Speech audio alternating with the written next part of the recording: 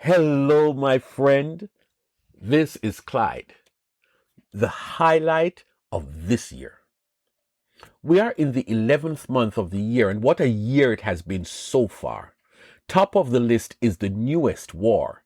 As if we didn't have enough wars all over the world, exactly a month ago a new war was started, and it has been big, bloody, and brutal. Israel and Hamas is locked into this deadly war. This one has just added to the numerous problems and crises the world over.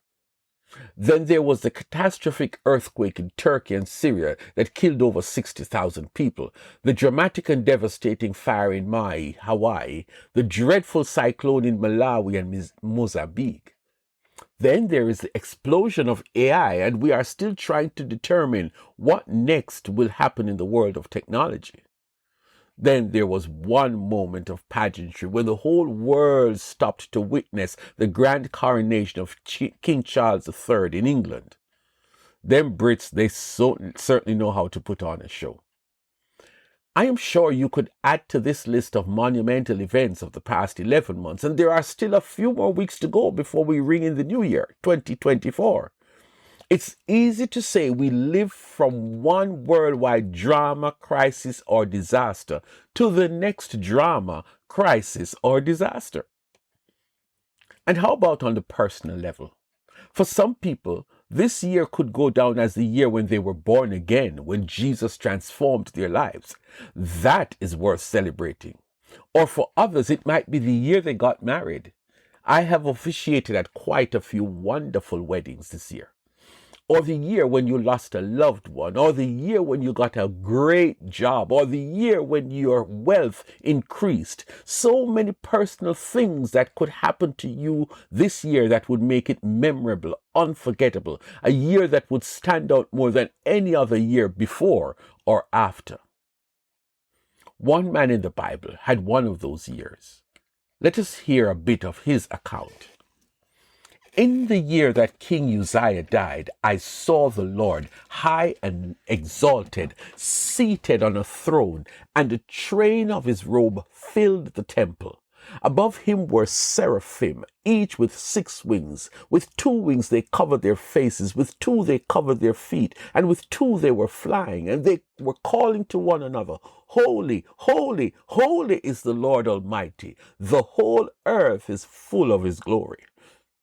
At the sound of their voices, the doorposts and threshold shook, and the temple was filled with smoke. Uzziah was the 10th king of Judah, and he reigned as king for 52 years.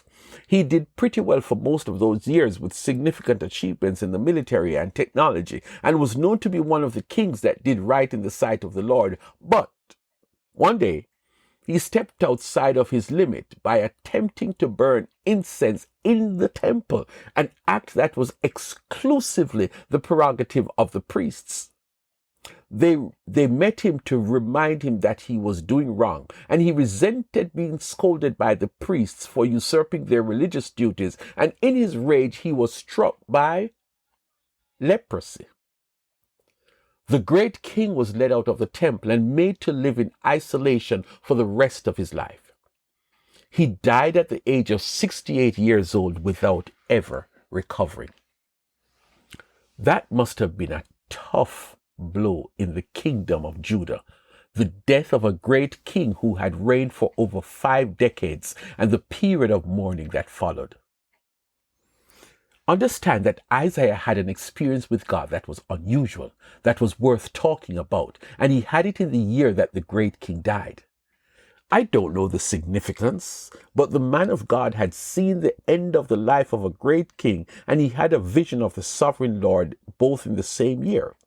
The king attempted to do something wrong in the temple. Isaiah's vision saw him experiencing God in the temple. We don't know where he was when he had the vision, but we learn a lot about the vision. He saw the Lord. When was the last time you saw the Lord? When was the last time you had a precious moment where God allowed you to see him in a vision? Maybe it might happen before this year ends.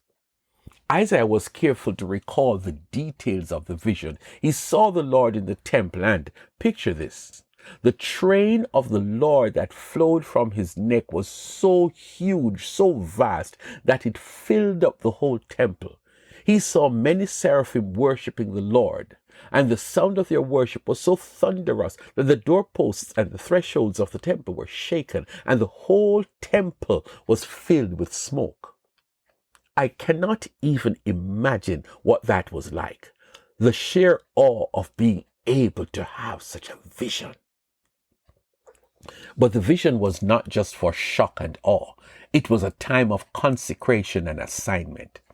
The vision caused Isaiah to see himself as not so righteous, that he had become like his community of many unclean people. So one of the seraphim took him through an act of sanctification. Then he heard the voice of the Lord speaking to him, and in the vision, God released a mission to this great prophet in the vision that he had in the year that King Uzziah died. The death of the king was significant.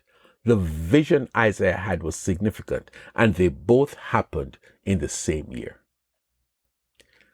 I wonder if God is going to reveal himself to you before this year ends. Maybe God has an assignment for you. Maybe God wants to use you to do something great in his kingdom. Maybe God wants to call you into ministry. If you have such a vision in this year, if you hear God calling you sometime before this year ends, do like Isaiah. When God called his name, Isaiah said in sincerity, "Here am I, send me. Here am I, use me." May it happen for you as a great highlight in 2023.